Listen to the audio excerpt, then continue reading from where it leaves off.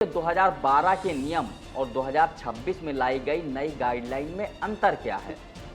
2012 में यूजीसी ने पहली बार भेदभाव रोकने के लिए औपचारिक ढांचा जारी किया था, लेकिन उसकी सबसे बड़ी कमजोरी ये थी कि वो सलाहकारी था।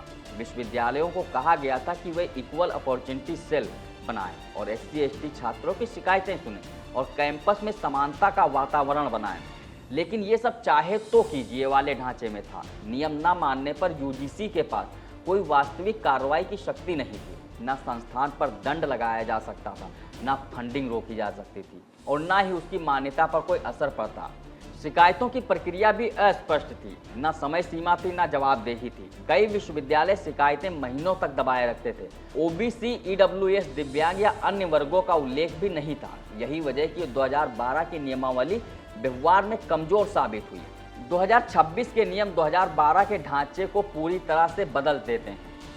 अब ये सलाह नहीं बल्कि कानून है और हर कॉलेज व यूनिवर्सिटी को इसे मानना अनिवार्य है। जो संस्थान इन नियमों का पालन नहीं करते तो यूजीसी फंडिंग रोक सकता है, नए कोर्स की मान्यता रोक सकता है और जरूरत पड़ने पर संस्थान की मान्यता रद्द भी कर सकता है।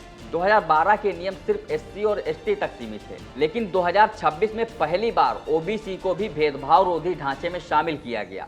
नए नियम भेदभाव की परिभाषा को भी बहुत व्यापक कर देते हैं, जिसमें जाति, धर्म, लिंग, जन्मस्थान और दिव्यांगता तक शामिल हैं।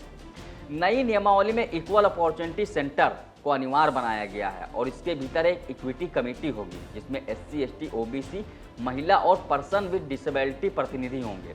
BC या प्रिंसिपल इसकी अध्यक्षता करेंगे। इसके साथ ही पहली बार इक्विटी स्क्वाड, इक्विटी एम्बेसडर और 24x7 हेल्पलाइन की व्यवस्था भी अनिवार्य की गई है। अब शिकायत मिलते ही 24 घंटे के अंदर कमेटी की बैठक होगी। 15 दिनों में जांच और अगले 7 दिनों में कार्रवाई अनिवार्य करने के साथ ही पहचान की गोपनीयता बनाए रखने की भी शर्त होगी।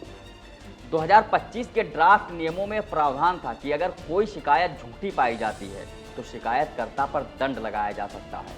ये इसलिए जोड़ा गया था ताकि शिकायतों का गलत इस्तेमाल ना हो। लेकिन जनवरी 2026 में जब अंतिम नियम आए तो ये प्रावधान पूरी तरह से हटा दिया गया।